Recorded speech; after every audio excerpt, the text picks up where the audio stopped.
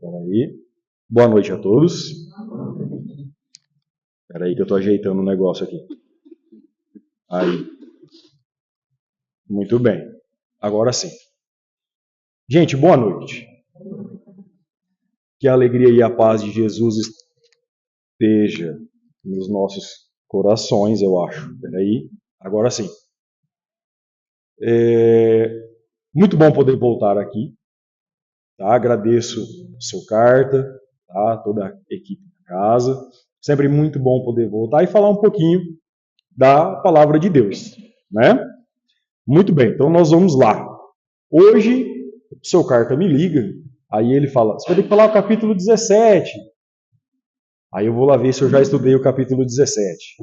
Adivinha, eu não tinha estudado o capítulo 17. Aí eu pego para estudar o capítulo 17. Aí você já olha para o título, Sede Perfeitos. Falei, aí ó, pega o título, Sede Perfeitos. Bom, vocês sabem o que significa perfeição? Já pararam para pensar nisso?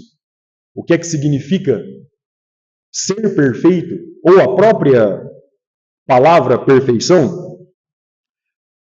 A primeira coisa que me chamou a atenção nesse capítulo foi justamente o nome. Eu achei uma afirmação, um convite um tanto quanto audacioso de Kardec colocar para nós o convite na verdade não é um convite, é uma afirmação. Sede perfeitos. É tipo, vamos lá. Entendeu? Não tem muito... Não foi aberto a discussão. É vamos. Sede perfeitos. E aí eu fui buscar.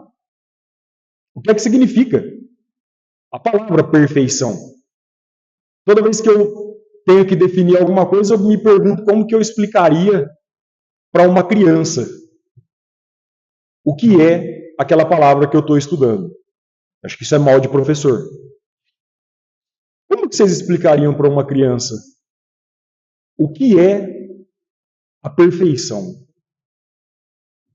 Já pararam para pensar nisso? Como que vocês explicariam para alguém? A galera que tem filho, a minha está no forninho ainda.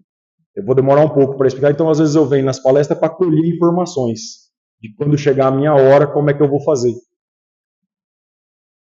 Como que você explicaria para uma pessoa, para uma criança, o que é ser perfeito? A definição, né? Ele vem do latim. Feito por inteiro.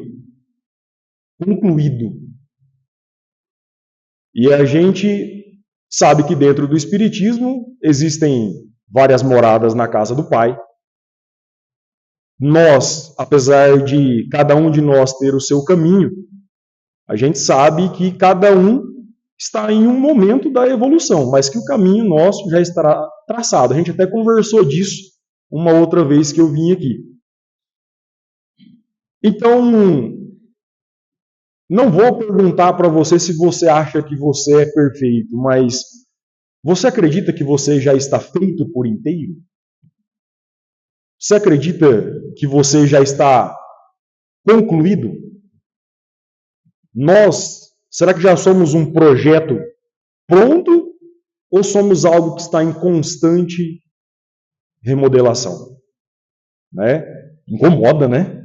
Incomoda quando a gente olha isso. Às vezes eu erro na lousa quando eu estou escrevendo, claro que eu erro de propósito. Não, vocês riam. É verdade, tem ex-aluno meu aqui que pode afirmar, é verdade isso. E aí quando eu erro, o aluno adora, principalmente na aula de matemática, ele fica esperando você errar. E aí quando eu erro, ele olha, professor, você errou ali. Eu falo, olha, eu sei que eu pareço perfeito, mas eu não sou. Eles riem bastante também nesse momento da aula. Só que, deixando a nossa brincadeira de lado, nós estamos aqui, somos seres espirituais para uma jornada, uma das nossas jornadas físicas, das nossas jornadas materiais, buscando melhorias. Nós não somos perfeitos ainda. E é justamente esse o convite que Kardec vem colocar para nós. Sede perfeitos. Perceba, é uma afirmação. Ele não perguntou você, você acha que vai dar para ser perfeito? O que você acha? É uma afirmação, sede perfeitos. Mas nós não somos. Está longe ainda. Está muito longe ainda.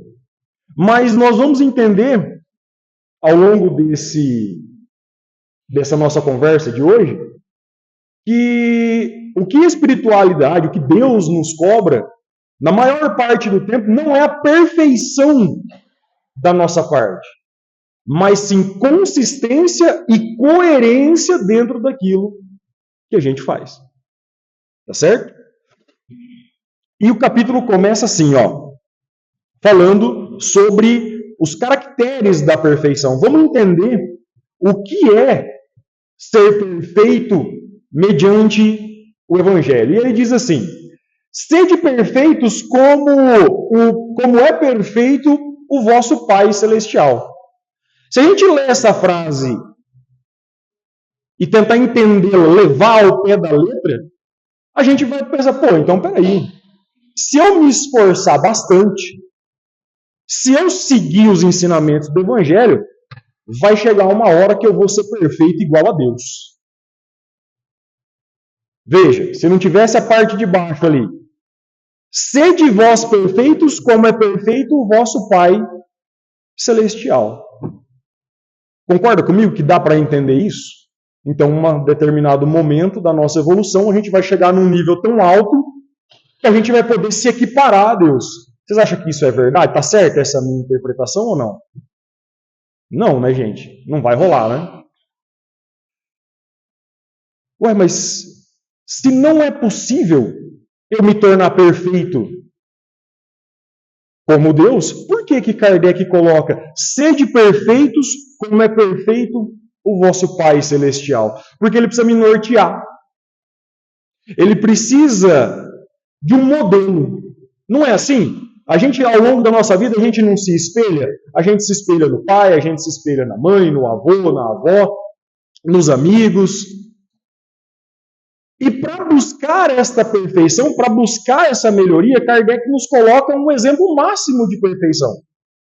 Vocês lembram o que é Deus? A primeira questão do Livro dos Espíritos? O que é Deus? Lembra da resposta? A inteligência suprema. Eles estão falando mais que vocês. Não que eu queira causar uma discórdia, mas mentira, eu subornei o pessoal do lado direito que eu vou levar eles para jantar depois, eles estão falando por causa disso. Mas veja, o que Kardec nos coloca é um objetivo. Ele falou, ó, tá vendo? É aqui que nós temos que buscar. É isso. Sede perfeitos, igual ao vosso Pai Celestial. Então a perfeição divina, que se Kardec nos cobrasse nesse momento da nossa existência, a perfeição divina não estava tudo lascado. Não ia dar, não. Mas ele nos coloca um modelo, fala assim, ó, vai para cá.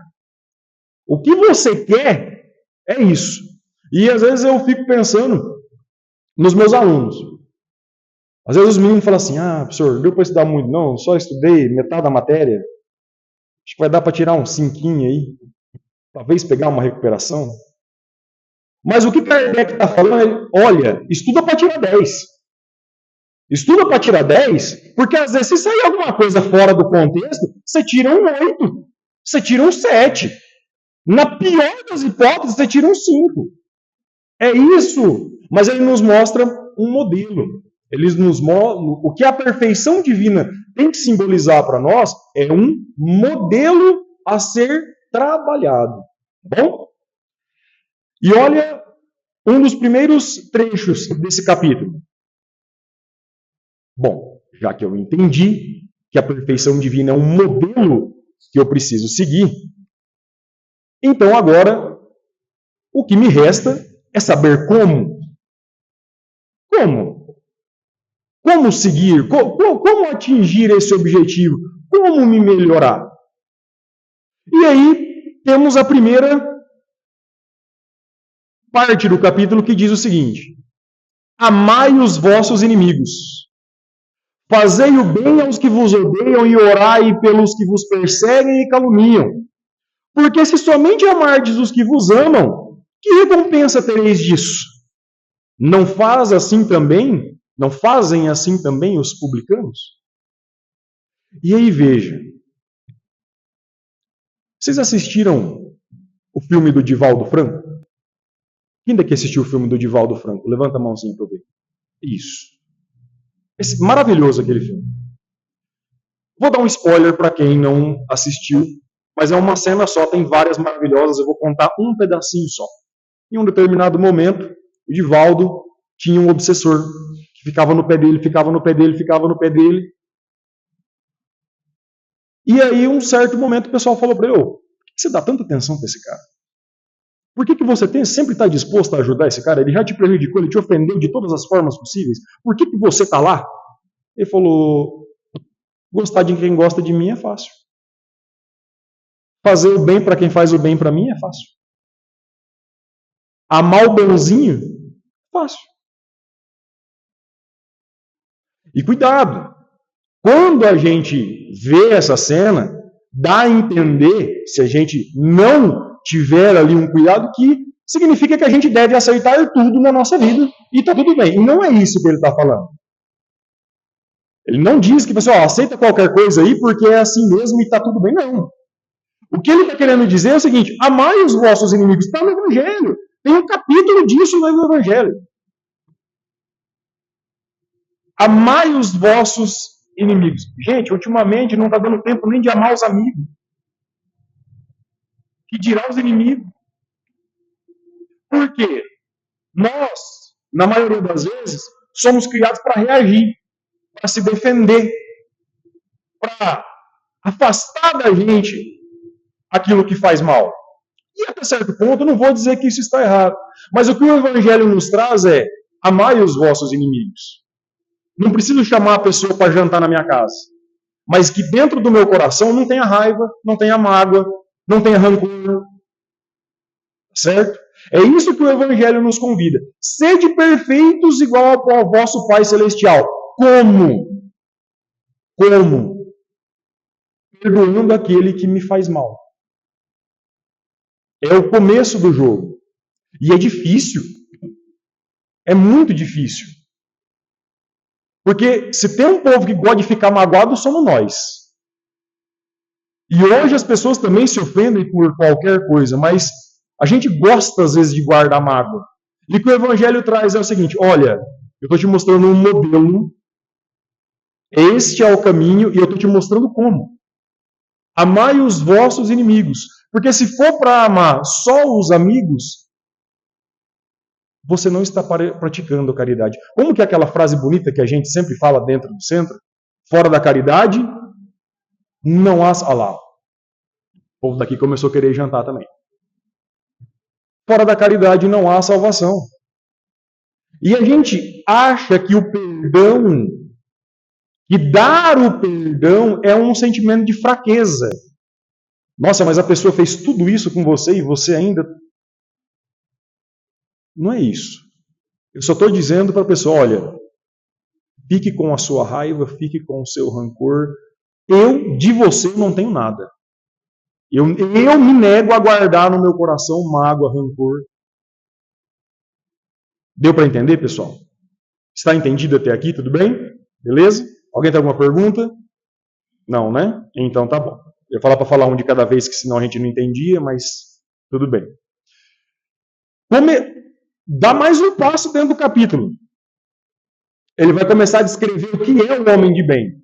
Gente do céu, se fosse uma lista, sabe quando você faz uma lista e você vai riscando? Assim, esse eu sou, esse eu sou, esse eu não sou, esse eu sou. Eu não risquei um. Nossa, mas me deu um desespero. Meu Deus do céu. Vamos falar de reforma íntima daqui a pouco. E aí ele começa a descrever o que seria, então, a pessoa que segue o modelo, que ama os seus inimigos. O que seria este homem de bem? Este homem que busca a perfeição. Lembre-se que busca a perfeição. Mas na maioria das vezes o que nos resta é ser coerente.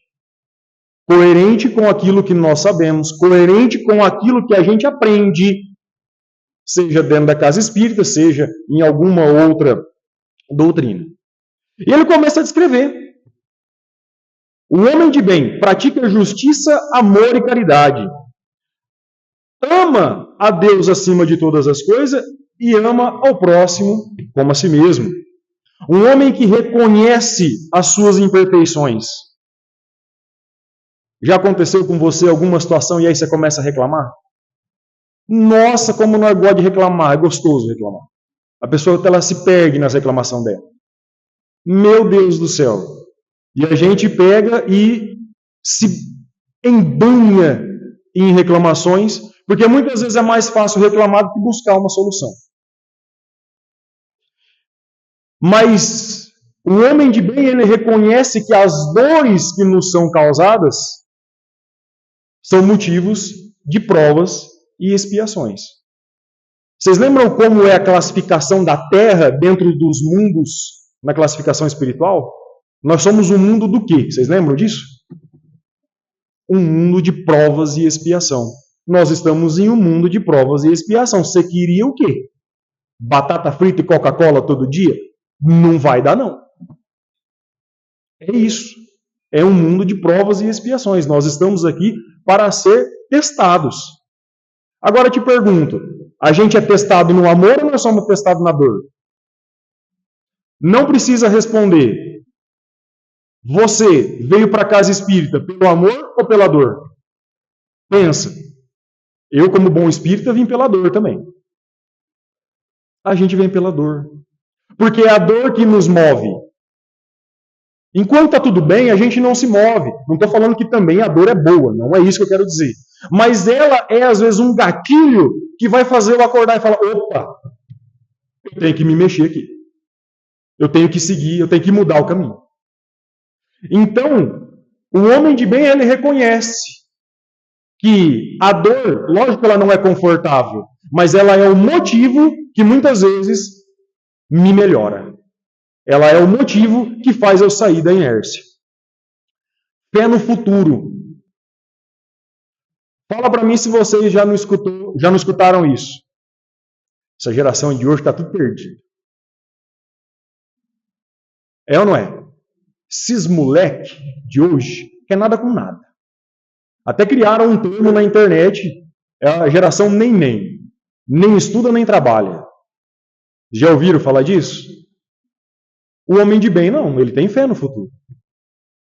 Porque se eu acreditar que essa meninada que está aí hoje não quer nem uma coisa nem outra, pelo menos a minha profissão ela não faz sentido. Que é trabalhar diretamente com jovens, ela não faz sentido. Eu poder vir aqui hoje conversar com vocês não faz sentido. Entendeu? Então, se nós temos um exemplo, se nós sabemos o como, por que não ter fé no futuro? Só que é uma fé que também não me faz dormir tranquilo. É uma fé, eu tenho uma fé, mas eu trabalho em prol daquilo acontecer. Eu não posso ficar de braços cruzados. O homem de bem tem um impulso de ajudar o próximo. Respeita as convicções do próximo. Eu tive um amigo que sempre me pergunta, fala: Denis, o dia que você for dar uma palestra, como se fosse eu que fizesse a palestra, você me chama? Eu falo: chamo. Aí eu mandei mensagem para ele, e eu acredito que ele nunca, tanto é que acabou que ele não pôde vir, mas eu acredito que ele nunca tinha ido a uma casa espírita. E a hora que você fala: vamos no centro espírita, a pessoa: é ou não é? Já não chamou alguém para vir na casa e falar: o que vocês fazem lá? A pessoa tem medo de a gente passar na porta e tacar um espírito nele, assim, né? E aí ele falou assim: Denis, mas ó, eu tenho minha menina pequena, eu posso levar minha menina pequena? Eu falei: pode. Eu tenho meu menino mais velho, eu posso levar meu menino? Eu falei: pode. A minha esposa falei: leva todo mundo.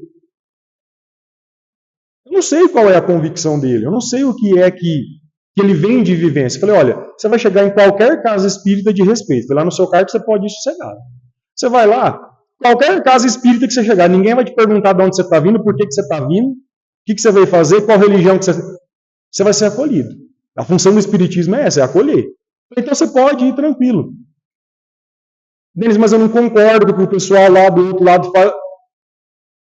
E daí? Se estão trabalhando em prol da palavra de Deus, estão fazendo bem para as pessoas, está tudo bem. Lembra? Fé no futuro, impulso de ajudar o próximo. Ai, Denis, humilde. Fala para mim, você se acha humilde?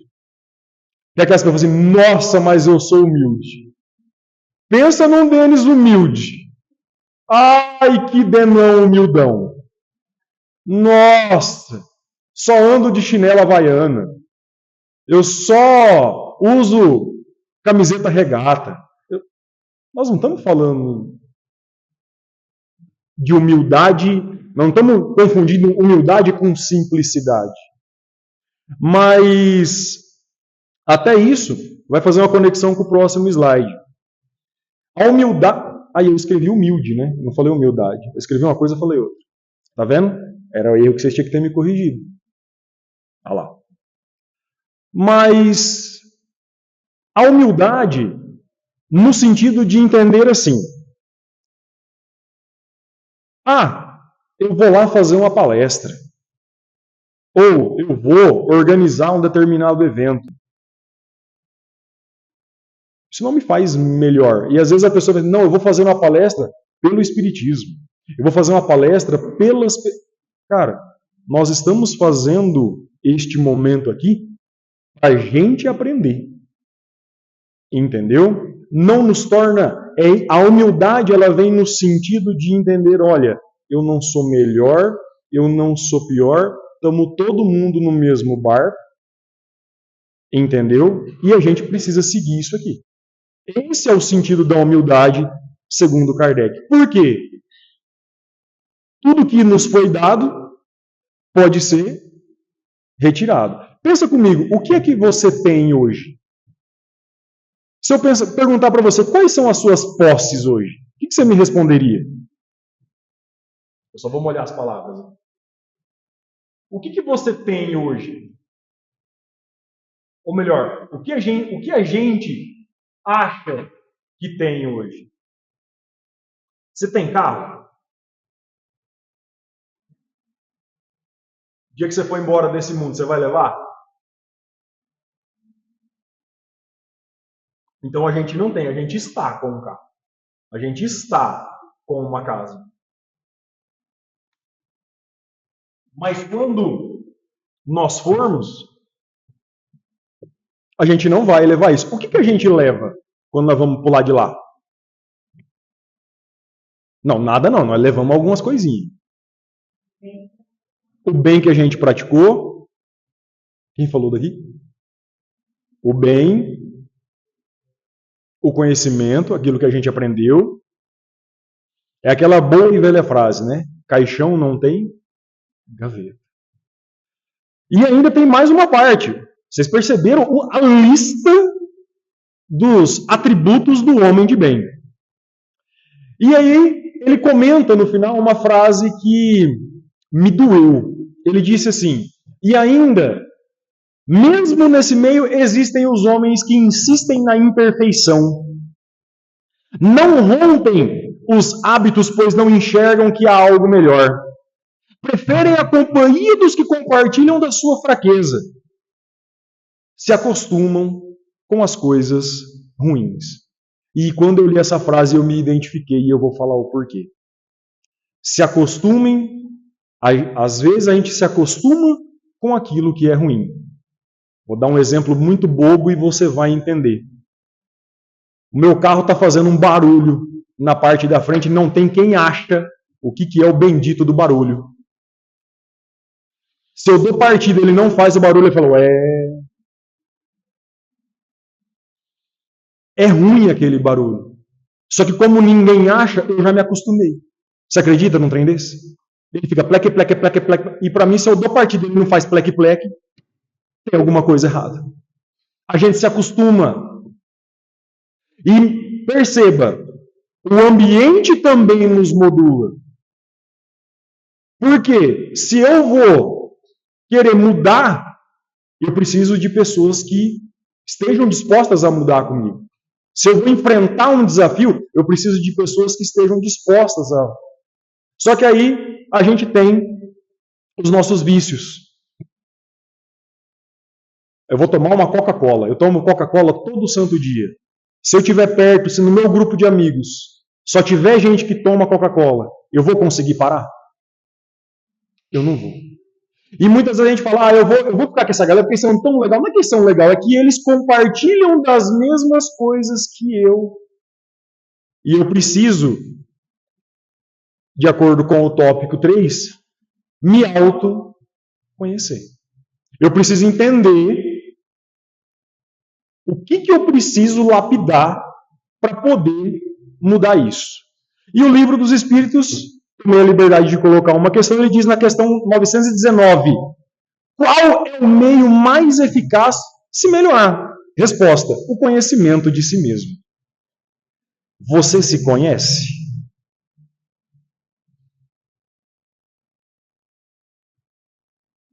A gente sabe os nossos defeitos?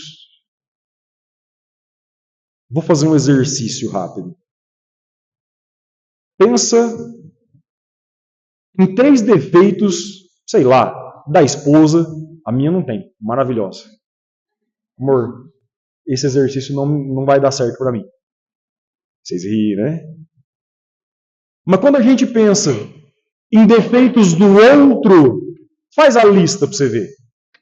Aí a pessoa fala assim, agora pensa em 3 defeitos seus. A pessoa fala assim, ai, nossa, perfeccionista. Ai, tudo que eu boto a mão é perfeito. Eu fico dias para entregar um trabalho porque tem que ser perfeito. Nossa, desculpa, perfeitão. Até quando a gente precisa se criticar, a gente se elogia. Percebe? O conhecimento de si mesmo. E ainda esse capítulo traz uma parábola. Lembra da parábola do semeador? Um semeador sai a semear, porque era um semeador. E a primeira semente que ele lança, ela cai em um determinado terreno árido e as aves vêm e comem. A segunda cai em meio a espinhos. E esses espinhos abafam a semente e não deixam ela brotar. A terceira cai no sol. Cai na terra e o solão ali torra a plantinha. Ela até nasce, mas ela não consegue evoluir. E a última cai em terreno fértil. E ela cresce, frutifica e dá frutos na proporção de 100 para 1. Olha que bonito. Aí você vai falar, mas o que tem a ver se conhecer com esse negócio da parábola? Sabe por quê? Porque quando a gente vem no estudo de domingo, é de domingo o estudo, né, seu Carlos? De domingo, né? Quarta e domingo? Quarta e domingo. Quando a gente vem, o que está acontecendo é que a semente, ela está sendo lançada na gente. O que é a semente? A palavra de Deus. Os ensinamentos do Evangelho, os ensinamentos do Cristo. Só que às vezes a gente vem, ouve, se emociona, acha lindo, maravilhoso. Passou do portão, nós esquece. E a pergunta é, que terreno para a semeadura eu estou sendo? Eu estou sendo o terreno cheio de pedras, o terreno cheio de espinhos, aquele que é indiferente, o passarinho pode vir e comer, ou eu estou sendo a terra fértil? Ah, Denis, mas de novo você está cobrando perfeição da gente. Não, eu estou cobrando coerência. Lembra como Deus nos criou? De que forma que nós fomos criados? Simples e ignorantes. De simples e ignorantes até o ser de perfeitos, tem um caminhãozão aí bem grande para se percorrer. Então Deus sabia que a gente ia errar. Sabia que nós éramos imperfeitos. Nós somos criados assim. Mas o fato de sermos imperfeitos não desmerece o fato de podermos ser um terreno fértil, para que a palavra de Deus cresça e frutifique. Deu para entender?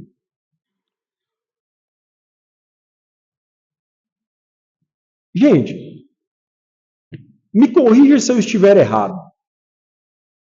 Quando a gente fala de egoísmo,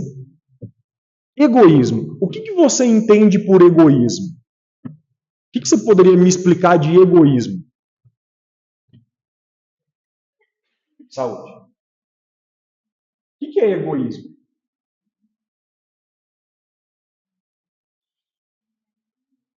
Como?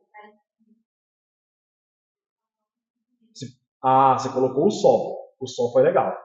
Se preocupar só consigo mesmo. Alguém mais pensa diferente? De algum outro jeito? Fala, seu cara. E para os outros? Nada. Eu entendia isso.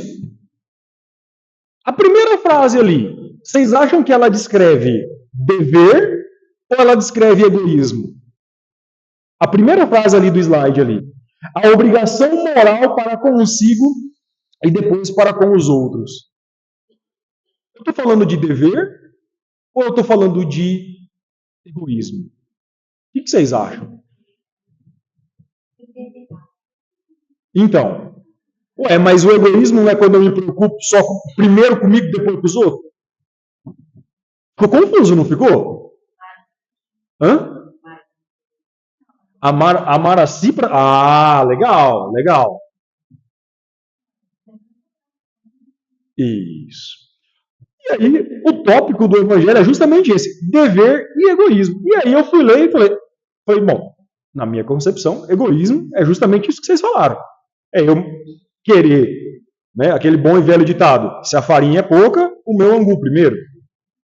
Então, eu olhei e falei, nossa, mas ele começa o tópico chamando de dever, a obrigação moral, primeiro para consigo e depois para com os outros. A obrigação moral. O que é a obrigação moral? Primeiro para consigo e depois para com os outros. De quem é a responsabilidade da minha evolução? Minha. Eu posso auxiliar a minha mãe, o meu pai, o meu filho, eu posso auxiliá-los na evolução? Eu posso auxiliar.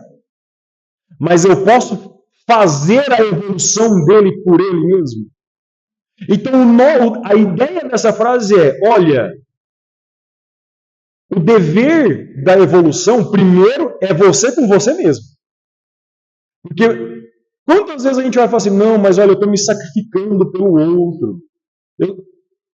Será? Será que não é uma forma de, às vezes, mascarar o que a gente não quer fazer, jogar aquilo, empurrar com a barriga, jogar para debaixo do tapete? Não, mas é que eu estou me sacrificando pelo outro. O dever de quem busca essa perfeição. Primeiro, a minha evolução.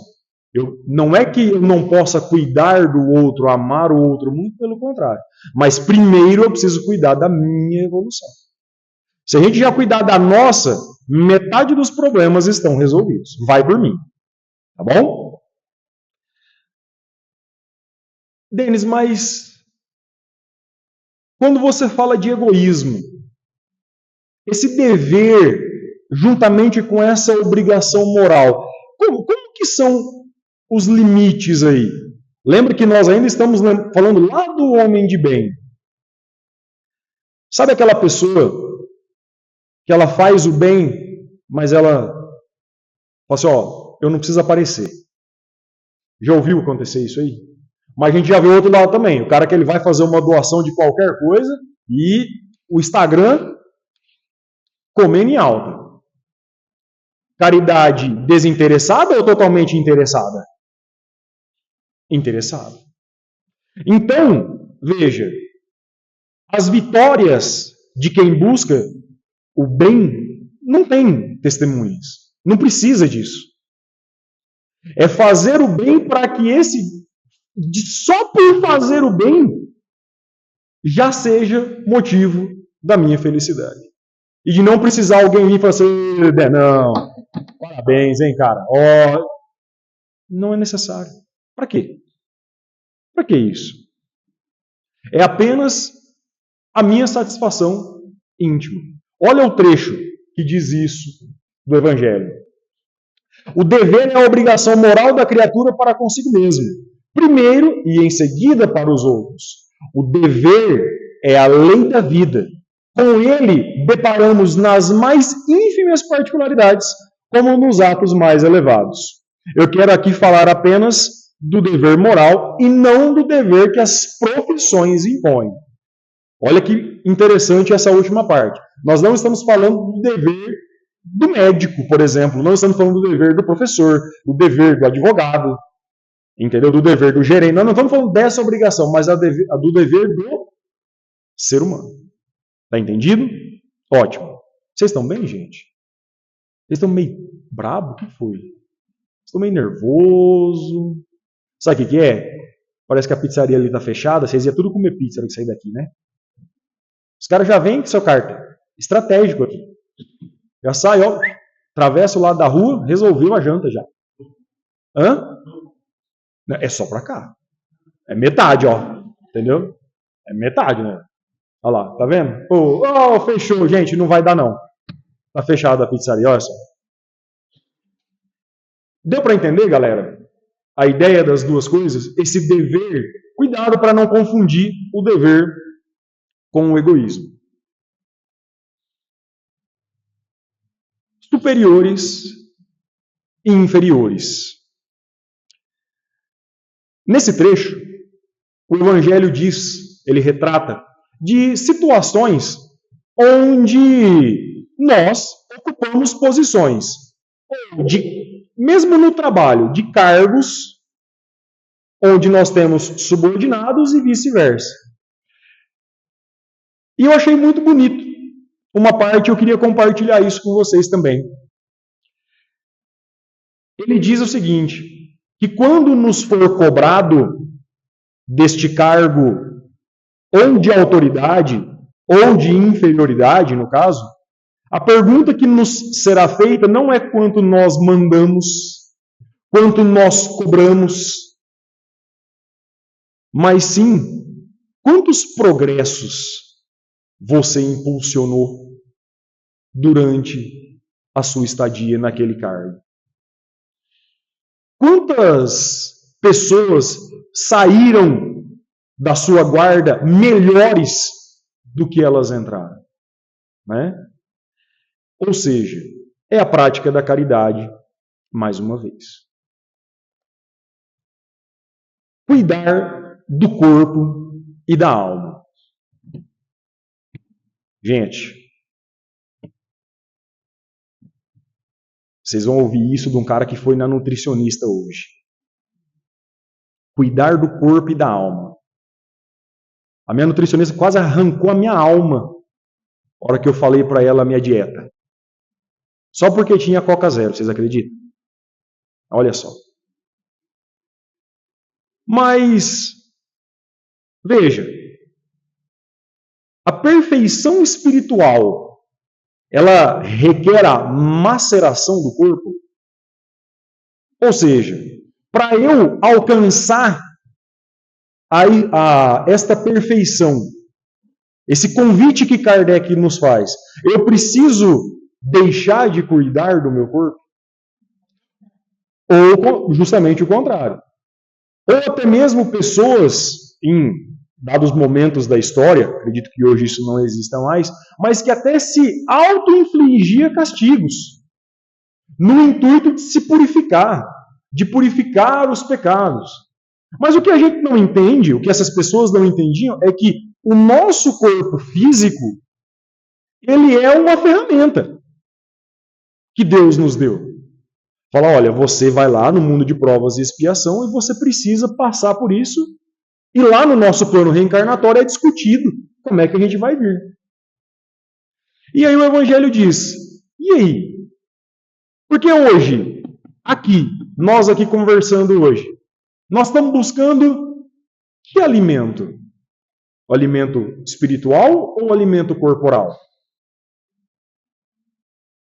Espiritual. Quando a gente vem na casa espírita, a gente vem buscar esse alimento, esse conforto.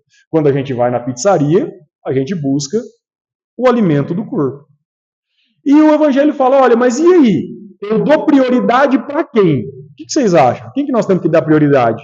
Para o espírito ou para o corpo? Nenhum e nem o outro. Equilíbrio. Equilíbrio. Porque uma vez que o meu corpo está bem, a minha mente está clara e eu vou ter mais condições de desenvolver as tarefas que eu fui designado para vir aqui fazer. É um equilíbrio. É um equilíbrio. Não há, é claro que quando a gente for para lá, nós vamos levar o nosso espírito.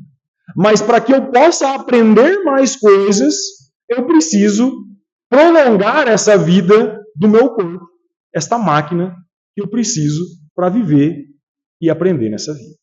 Tudo bem?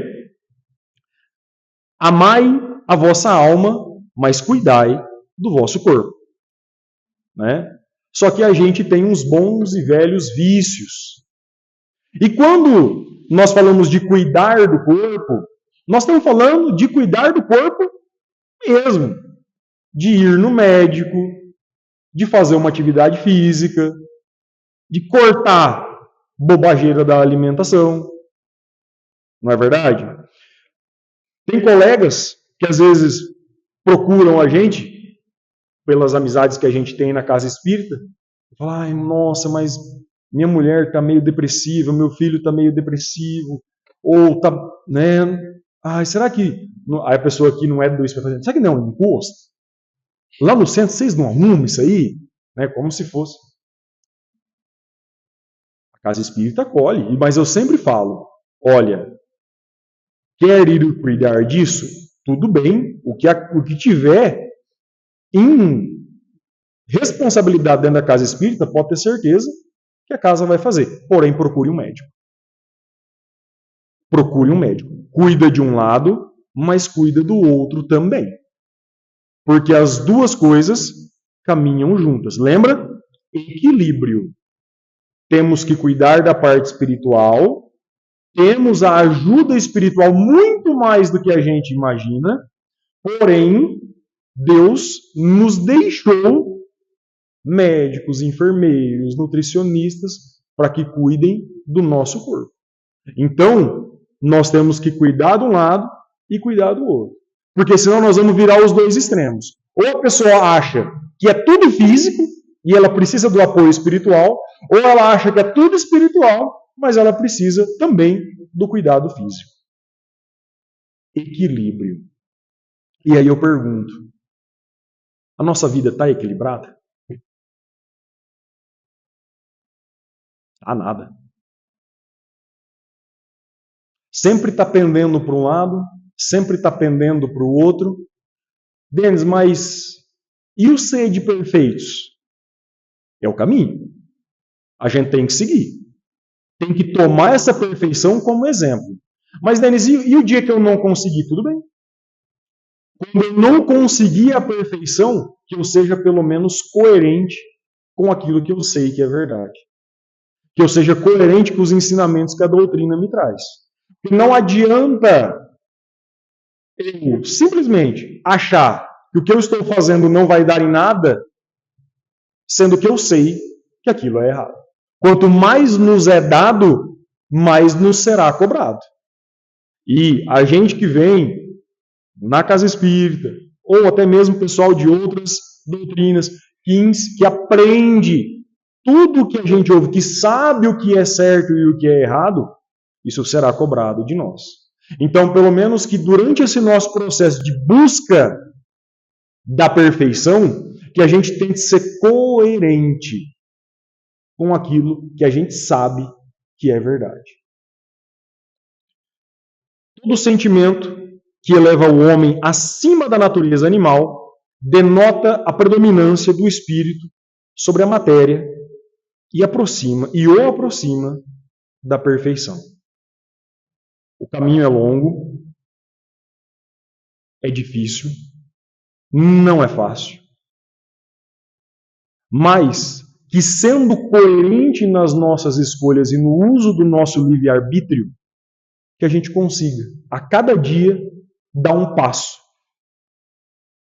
nos aproximando da perfeição. Meu muito obrigado, que Jesus nos abençoe.